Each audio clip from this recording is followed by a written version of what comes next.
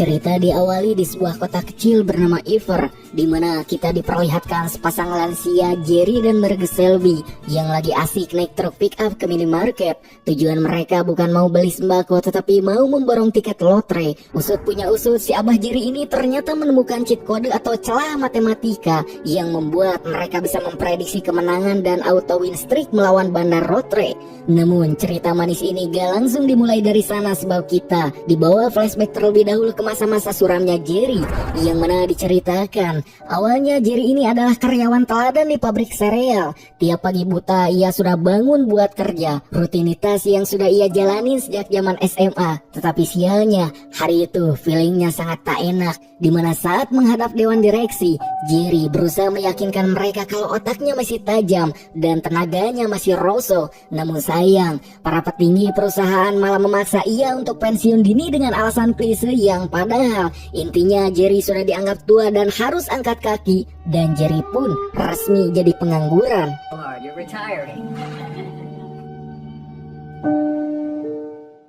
Malamnya Jerry dan Marge mengadakan makan bersama anak-anak dan sohib mereka, yaitu Howard dan juga Shirley. Di momen tersebut Howard sempat menawarkan kerjaan di bisnis properti, tetapi Jerry menolak mentah-mentah karena ia sekarang ingin fokus jadi bapak-bapak rumah tangga. You know, I'm gonna take you up on that.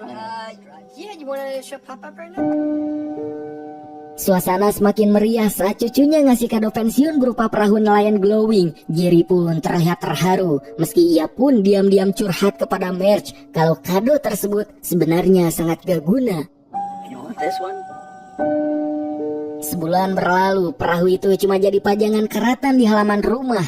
Jerry yang gabut akhirnya mampir ke toko lokal untuk membeli kopi dan TTS Sudoku, yang setelah itu ia pergi ke tempat seorang akuntan bernama Steve, di mana Steve ini orangnya agak unik, ngakunya akuntan tapi kerjaannya lebih sibuk jadi agen travel online. Di sana Steve pun menyarankan Jerry untuk main saham yang katanya bisa cuan 2 kali lipat dalam 7 tahun. Jerry yang pintar matematika pun jelas menolak karena menurut ia itu kelamaan dan mending uangnya disimpan saja. Dan di sana karena termakan gengsi disindir Steve soal perahu, Jerry akhirnya nekat mencoba perahu barunya.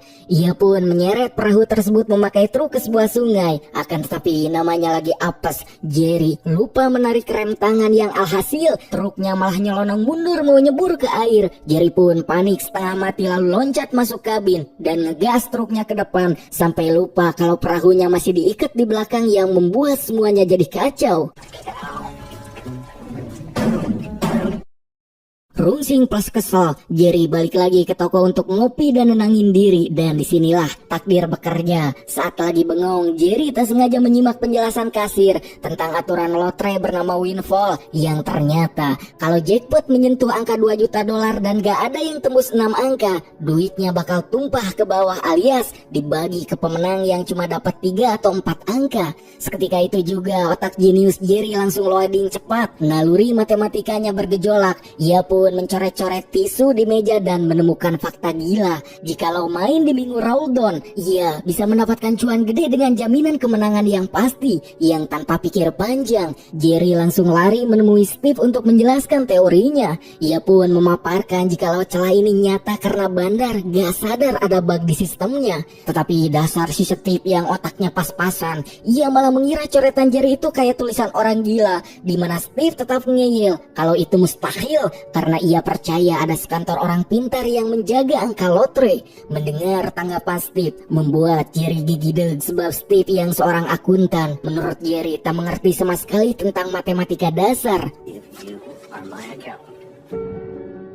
Tak lama setelah itu Jerry pun memutuskan pergi ke bank menemui teller langganannya si Mindy. Dengan pede tingkat dewa, ia pun menarik uang 2.000 dolar sambil janji manis bahwa ia bakal balikin duit tersebut plus bunga 20% dalam beberapa hari. Meski tak percaya dengan ucapan Jerry, Mindy pun hanya mengiyakan perkataan Jerry. See you then. Okay. Keesokan harinya Jerry langsung memborong tiket Windfall di toko lokal. 2,000 Windfall tickets.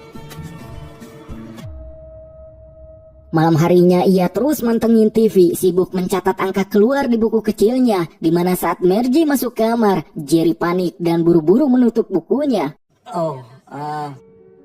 Esoknya Jerry mengecek hasil tiket di kafe dan hasilnya jauh, ia malah boncos $327. Hingga saat malam pas acara main kartu bareng Howard dan Shirley, pikiran Jerry melayang entah kemana. Ia gak fokus, diajak ngomong gak nyahut, bahkan aturan main kartu yang simpel saja ia lupa. Hingga saat teman-temannya pulang, Margie menanyakan kepada Jerry apakah kisana ada masalah. Jerry pun akhirnya curhat jikalau ia merasa gabut dan gak guna setelah pensiun. Margie pun dengan bijak mencoba menghibur sang suami, mengatakan kalau hidup belum tamat dan keberuntungan itu pasti akan datang. Kata-kata Margie itu pun seketika membuat otak Jerry encer, sebab ia sadar kesalahannya bukanlah di nasib tetapi di hitungan matematikanya, dan ia pun lupa menghitung probabilitas, juga sampelnya kurang banyak. Hingga keesokan harinya Jerry balik lagi ke bank. Ia sempat nyeramahin si Mindy soal teori lempar koin, yang intinya makin banyak percobaan makin akurat hasilnya. Mindy pun cuma pelangap-pelongo gak ngerti, gak mau ambil pusing. Jerry pun kini nekat narik $8.000 dan nominal tersebut adalah nominal seluruh tabungan hidupnya. Mindy pun sempat meragukan hal tersebut, tetapi Jerry yang sudah all in, dimana dengan duit segepok Jerry balik lagi ke toko dan memborong tiket windfall. Bye-bye. Siangnya pas makan bareng Howard dan Shirley, mereka ngobrolin festival jazz kota yang bangkrut, di mana si Howard dengan polosnya nyindir Jerry dengan mengatakan bahwa cuma orang gila yang membuang ribuan dolar hanya untuk sebuah lotre. Jerry yang mendengar hal itu langsung keselak, di mana Jerry pun mengatakan jika ya dirinya memang sudah gila, tetapi ternyata kegilaan itu berbuah manis, sebab saat dicek kembali di kafe, hitungan Jerry valid, ia menang $15.000 lebih. Ia pun mencairkan duitnya diam-diam dan disembunyikan di dapur, tepatnya di dalam kaleng popcorn. Keesokan harinya saat acara barbeque di rumah, tiba-tiba Jerry dibuat kaget sebab cucunya Lizzie keluar membawa kaleng popcorn harta karun tersebut. Melihat hal itu, Jerry langsung mengambil kalengnya beralasan jikalau popcornnya sudah basi dan penuh gula. Mendengar itu, Lizzie tentu merasa aneh dan juga bingung. Akan tetapi Jerry berhasil menyelamatkan duitnya dan memindahkan gepokan uang tersebut ke dalam kotak sereal. Malamnya momen penentuan tiba. Margie menghampiri Jerry dengan tatapan tajam dan bertanya soal dapur. Jerry yang rasa dosa langsung ngaku kalau ia sudah main lotre. Plot twistnya ternyata Margie cuma mau menanyakan biskuit Oreo yang sudah habis, dimana setelah salah paham itu lurus, Jerry akhirnya jujur soal celah sistem lotre dan duit $15 yang ia menangkan. Mendengar hal itu bukannya marah Margie yang mata duitan, ia malah mengatakan jika duit itu adalah kesempatan emas untuk mereka bersenang-senang setelah 40 tahun hidup pas-pasan, di mana Margie pun malah mengajak Jerry untuk jadi partner bisnis lotre untuk meraup cuannya bareng-bareng. Hingga di keesokan harinya, Jerry dan Margie yang semangat mau all-in-one investasi $15.000 mendadak kena mental sebab saat akan membeli tiket lotre, si kasir memberitahu kabar buruk jika lotre windfall sudah ditutup di sana, dan satu-satunya lapak yang masih buka cuma ada di Massachusetts, yang jauhnya minta ampun sebab untuk sampai ke sana memerlukan waktu kurang lebih selama 10 jam perjalanan darat. Tetapi demi cuan, tentu jarak bukanlah halangan, di mana mereka pun memberitahu Steve soal rencana gila tersebut dan sekalian untuk mengajaknya. Stephen yang dasarnya juga butuh duit tambahan, tanpa babi bu, ia pun ikut, bahkan ia langsung menyetorkan uangnya kepada Jerry. Keesokan harinya saat subuh, Jerry bangun dan kaget karena kasur sebelahnya sudah kosong, sebab ternyata Margie sudah mode gercep. Bekal makanan, baju hingga cemilan untuk 3 hari udah siap. Jerry bahkan belum sempat ganti baju, sudah diseret masuk ke dalam mobil, OTW menuju Massachusetts.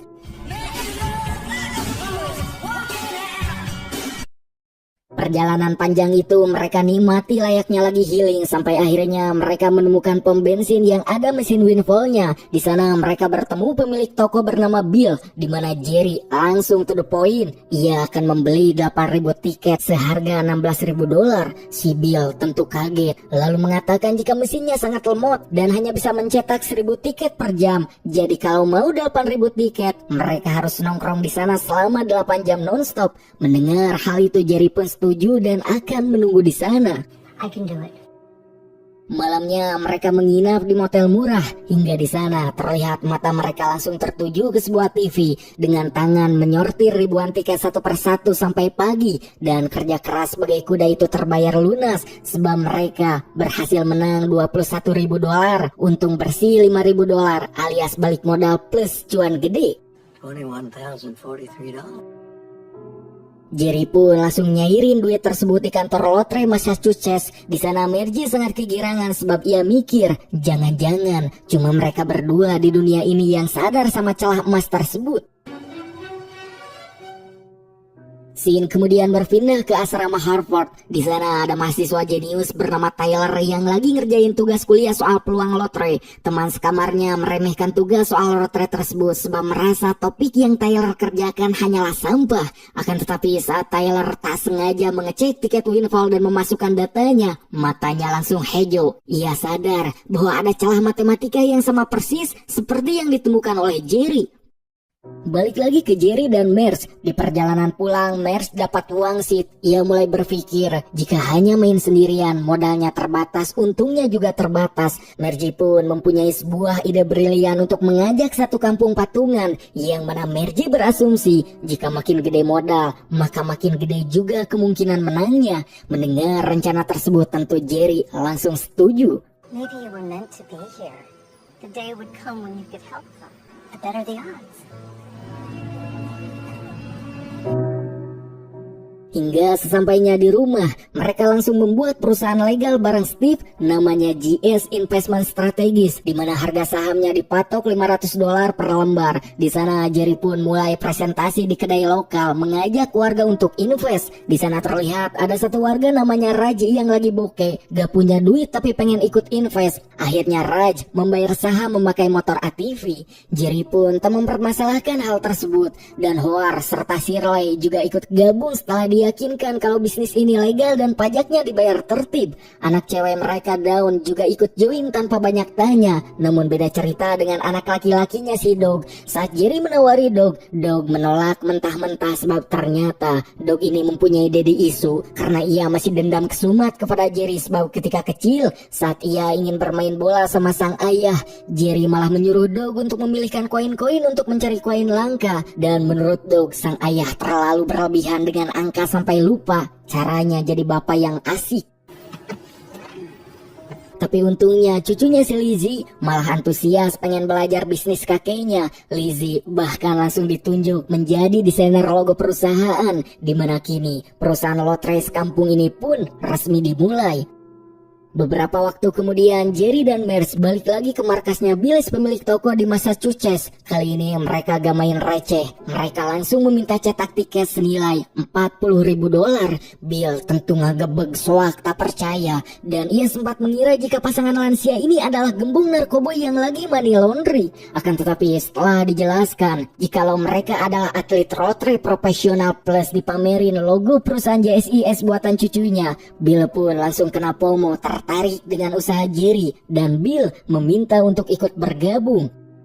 Hingga saat Jerry sibuk menyetak tiket, Bill bahkan malah sibuk mempromosikan ke teman-teman tongkrongannya di luar terkait usaha invest di perusahaan Jerry, yang alhasil saham perusahaan laris manis dapat investor dadakan di parkiran. Malamnya di motel, rutinitas berulang, nonton undian, catat angka. Jerry yang polos ngajak ngopi untuk mulai lembur ngitung tiket manual. Tetapi Merce malam itu lagi mood lain. Ia menatap Jerry dengan tatapan genit dan ngasih kode keras kalau tiket bisa nunggu sampai pagi. Jerry yang paham sinyal langsung, ya pahamlah kalian juga. Okay.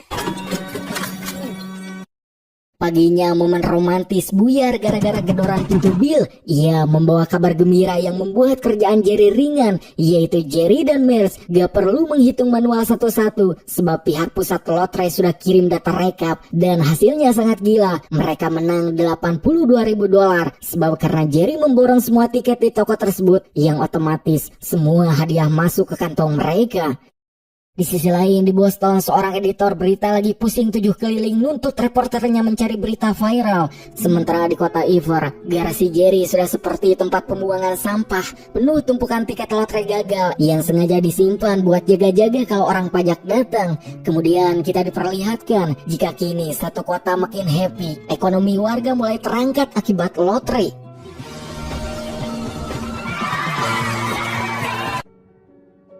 Scene berpindah ke si bocah jenius Tyler, di mana setelah dirinya selesai membuat riset lotre yang ia beri nama riset tersebut dengan sebutan Winflow, teman sekamarnya langsung dibuat terkejut melihat hasil riset Tyler. Namun ada satu kejanggalan, yaitu Tyler butuh modal minimal $10.000 untuk eksekusi. Yang dasar mahasiswa otak kapitalis, Tyler mengumpulkan semua anak-anak asrama dan pidato ala motivator Ia menyuruh mereka untuk nipu orang tuanya masing-masing, meminta duit dengan alasan untuk beli buku atau laptop, padahal untuk lotre, di mana Tyler menjelaskan bahwa dirinya yang akan menjadi otak di balik kemenangan lotre tersebut dan teman-temannya cukup jadi kuli yang mengisi ribuan slip supaya tidak dicurigai bandar lotre. Kembali ke kota Iver, di mana terlihat kini duit lotre mulai diputar untuk proyek sosial. Terlihat juga Shirley dan Howard yang sedang pamer amfiteater tua yang rencananya akan diperbaiki untuk menghidupkan kembali festival Jazz Fest. Di sela-sela kesibukan nyortir tiket di garasi, Doug, anak Jerry yang tadinya anti banget, akhirnya luluh. Apalagi saat Jerry mengaku jikalau dari awal ia diam-diam sudah membelikan saham atas nama Doug, di mana momen bapak anak ini akhirnya cair dan Doug sadar jikalau bapaknya gak cuma peduli angka, tetapi juga peduli dengan anaknya. Singkat waktu, rapat pemegang saham pun digelar di toko buku. Di sana Jerry berbicara soal kesuksesan bisnis dan rencana mulia untuk membangun kota. Namun di sana si Raj malah memotong pembicaraan Jerry dengan menanyakan bab hakanen atau konsumsi. Jerry pun mengatakan jika bab konsumsi akan diberikan setelah rapat selesai. Hingga saat acara makan-makan digelar, Jerry dan Mears mengungkapkan rencananya kepada Steve, di mana mereka akan all in gila-gilaan dengan bertaruh $600.000 alias setengah juta lebih dalam satu putaran, yang hal itu membutuhkan waktu sekitar 4 hari nonstop, di mana 2 mesin pun akan digeber terus-terusan. Dan alasan mereka melakukan hal tersebut sebab mereka sadar jika celah seperti ini tidak bakal selamanya ada. Jadi menurut Jerry dan Mears, mumpung masih ada kesempatan, maka mereka harus memanfaatkan momen tersebut. Mendengar hal itu, Billy pun langsung membantu mencari akses ke mesin kedua di toko temannya agar operasi senyap tersebut berjalan mulus.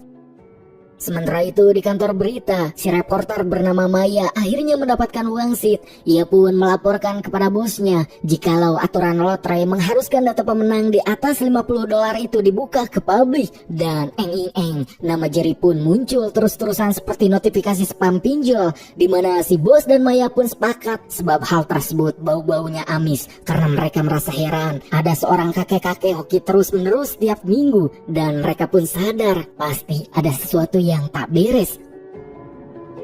Di toko Bill, drama rumah tangga akhirnya pecah. Istri Bill masuk sambil ngamuk-ngamuk, nyemot bir, terus mengeluarkan bacotan maki-maki kepada suaminya. Bill yang sudah kebal dengan bacotan sang istri hanya terdiam. Dan ternyata alasan sang istri tiba-tiba ngabacot kepada Bill sebab Bill telah mentalak 3 sang istri, dan alasan Bill berani menceraikan istrinya adalah gara-gara dompetnya sudah tebal berkat saham lotre. Ia pun curhat kepada Mears jikalau ia ingin mencari istri baru yang speknya seperti Mears tapi dengan versi yang lebih muda.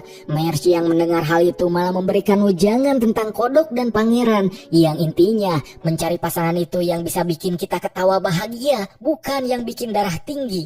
My mother used to say, kiss a Scene berpindah ke Harvard, di mana terlihat kini Tyler lagi sombong-sombongnya pamer cek $50.000 hasil menang lotre. Ia pun ngabacot berapi-api soal disiplin, padahal aslinya ia hanya memanfaatkan teman-teman asramanya. Akan tetapi kebahagiaan mereka terusik saat Eric, temannya yang ternyata hacker jalur nekat, membawa kabar buruk, di mana Eric telah ngebobol sistem lotre memakai laptop Tyler dan menemukan fakta jika keuntungan mereka mengecil sebab ada saingan lain yang main di kolom yang sama, di mana kini posisi saingannya telah terlacak di Sunderland yang tanpa babi bu. Mereka pun langsung OTW untuk melabrak saingannya tersebut. Scene pun berpindah kembali kepada Jerry yang sedang merayakan anniversary pernikahannya yang ke-46. Momen romantis dua lansia ini pun tercipta ketika Jerry memutar lagu Dul Sumbang. Kemudian mereka pun berdansa romantis di sana.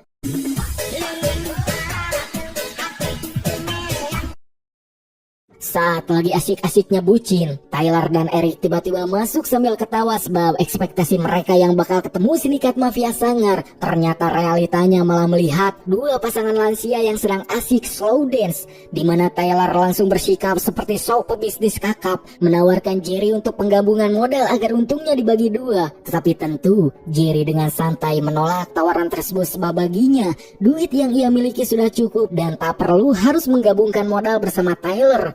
Mendengar tolakan dari Jerry, Tyler langsung mengeluarkan teori rumit soal distribusi binominal dan mengejek metode Jerry yang menurut Tyler sangatlah tidak efisien. Jerry dan Marge yang mendengar ocehan bocah tersebut hanya tersenyum dan kemudian Tyler pun pergi dari sana. Di sisi lain, sidang cerai Bill akhirnya diketok palu. Dari hasil sidang tersebut, mantan istrinya mendapatkan rumah, sementara Bill hanya meminta hak atas saham GS Investment Strategis. Hingga saat sang mantan bojo menanyakan tentang investasi yang disebutkan Bill, Bill dengan bangga ngeflexing bahwa itu adalah mesin duit yang membuat mereka menang lotre tiap bulan.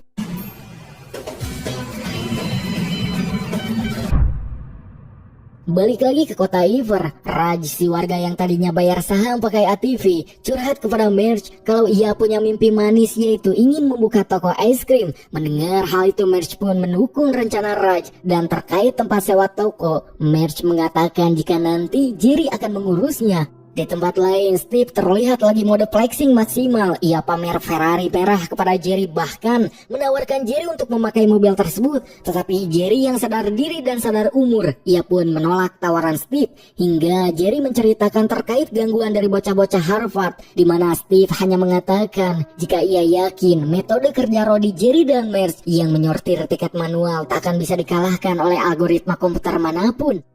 Di Massachusetts, Dawn, anak Jerry, terlihat ikut membantu menyortir tumpukan tiket. Akan tetapi dasar bukan passionnya, baru sebentar menyortir tiket, ia langsung mengantuk dan tiket menang dibilang lewat serta tiket lewat dibilang menang. Yang ujung-ujungnya ia nyerah dan menanyakan bar terdekat ada di mana, sebab ia capek mikir dan butuh asupan kuku Bima.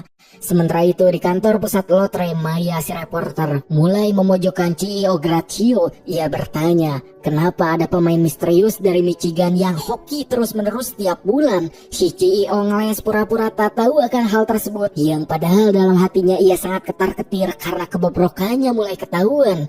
Hingga drama sesungguhnya terjadi di toko Leon ketika Jerry akan membeli kopi. Si Tyler sudah menunggu Jerry di sana.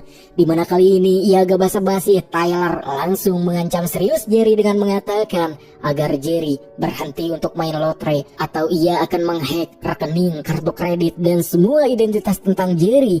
Alasan Tyler mengatakan hal tersebut sebab ia ingin menguasai kolam duit lotre itu sendirian. Dimana sebelum pergi, ia sempat-sempatnya menyindir Jerry untuk menikmati masa tuanya saja.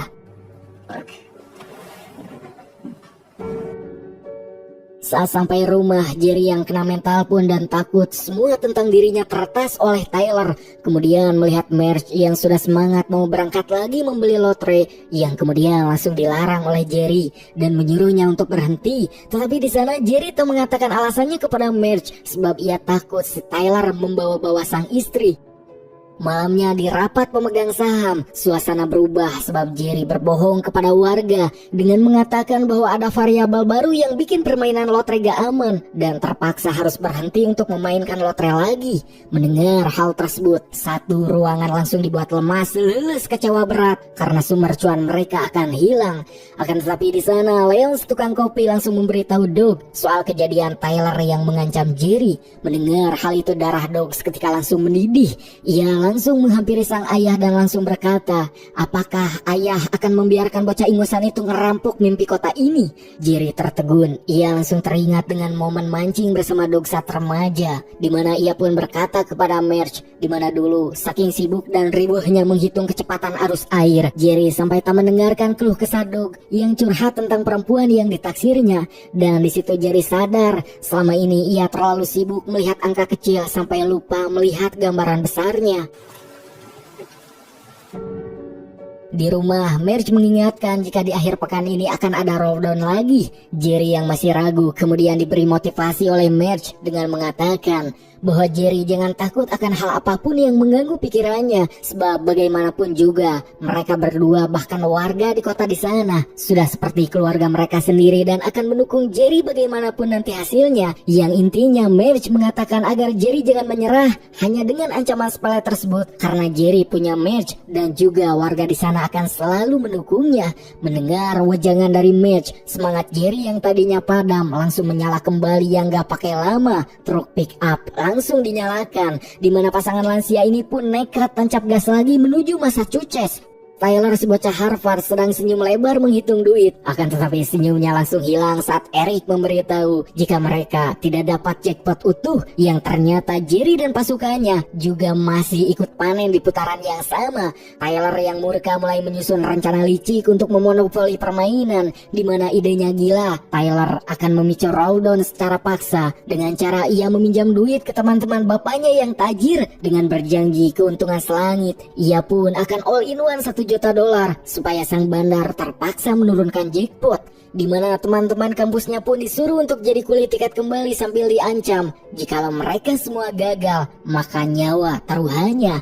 Akan tetapi sepandai-pandainya sapi melompat, akhirnya jatuh juga. Bill dengan gercep memberitahu Jerry jika rolldown akan terjadi lebih awal. Mendengar hal itu Jerry langsung paham bahwa itu pasti ulah Tyler, yang tanpa nunggu lama Jerry pun langsung pergi ke Harvard. Di sana terlihat kini Tyler sedang pesta pora, di mana Jerry datang bukan buat ngajak ribut, tetapi ia hanya ingin mengatakan bahwa pintar saja tidak cukup jika tidak bisa memanusiakan manusia. Kata-kata Jerry pun seketika membuat hati mahasiswa lain bergetar dan mereka sadar jika mereka hanya dimanfaatkan oleh Tyler. Mereka pun satu persatu melempar tiket dan pergi meninggalkan Tyler. Gak berhenti di situ, Jerry main cantik. Ia dan Marge langsung ngelabrak kantor pusat lotre menemui CEO Grazio. Jerry buka kartu jikalau selama ini bandar lotre itu sebenarnya on, sebab gak sadar ada cacat matematika di sistem Winfall, di mana Jerry mengajukan sebuah syarat, yaitu transparansi data di website dan meminta 2 mesin khusus dipasang di toko Bill. Si bos lotre yang merasa kesentil pun akhirnya setuju dengan permintaan Jerry. Dan ternyata akibat rencana Jerry tersebut ternyata sangat berpengaruh fatal untuk Tyler, sebab saat ia akan main curang lagi, kini sistemnya sudah berubah dan Tyler sadar ia sudah dikalahkan oleh seorang aki-aki yang karena teman-temannya sudah pada kabur. Tyler pun akhirnya hanya bisa main solo rank dengan rasa frustasi. Di sisi lain, reporter bernama Maya akhirnya menemui Jerry. Ia datang ke Ever dan langsung melakukan wawancara kepada Jerry. It's about GS investment strategies. This is very different. They helped their entire town. Di sini kita pun melihat momen langka, yaitu Jerry main lempar bola sama anaknya Doug. Hubungan bapak anak yang tadinya kaku kayak kanebo kering akhirnya cair. Doug bangga sama bapaknya dan Jerry pun juga senang bisa bermain dengan Doug. Akan tetapi sayangnya berita soal kebaikan Jerry yang ngebangun kota malah tadi digubris oleh atasan Maya, sebab media hanya butuh skandal, bukan berita positif.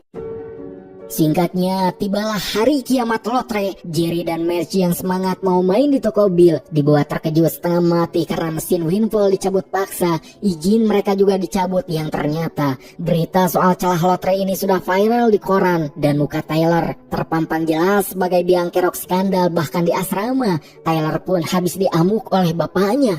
Di rumah, Jerry dan Marge menonton berita jika permainan Winfall kini telah resmi ditutup selamanya. Menyaksikan hal tersebut, Marge tentu sedih, bukan karena duitnya, tetapi karena baginya lotre adalah cara ia dan Jerry menikmati masa tuanya bareng-bareng. Akan tetapi jangan sedih dulu, sebab plot twist manis sedang menanti, di mana saat malam, saat Steve menjemput Jerry untuk rapat pemegang saham, Pas sampai lokasi, Jerry dibuat kaget sebab bukannya rapat serius. Ternyata seluruh warga kota sedang pesta Just Face. Semua orang terlihat tepuk tangan menyambut pahlawan mereka dan rupanya di permainan terakhir, warga kota ini berinisiatif pergi lintas negara untuk membeli tiket demi Jerry, di mana Raj pun datang membawa traktor yang isinya tiket segunung. Melihat dan menyaksikan hal tersebut, Jerry dan Marge pun tentu terharu yang tak lama. Musik dul sumbang pun dinyalakan. Jerry dan Marge berdansa di tengah kerumunan yang bahagia. Di sana Marge mengatakan bahwa ia bakal kangen masa-masa main lotre, tetapi Jerry dengan gombalnya mengatakan bahwa ia sudah dapat jackpot terbesarnya melebihi permainan lotre itu sendiri, yaitu jackpot Marge.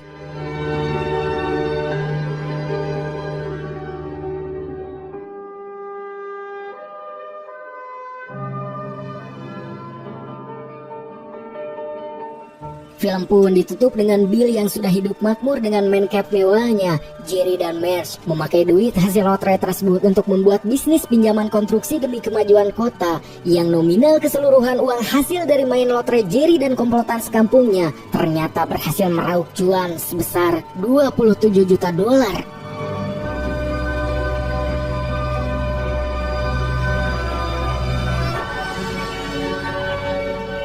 Tamat!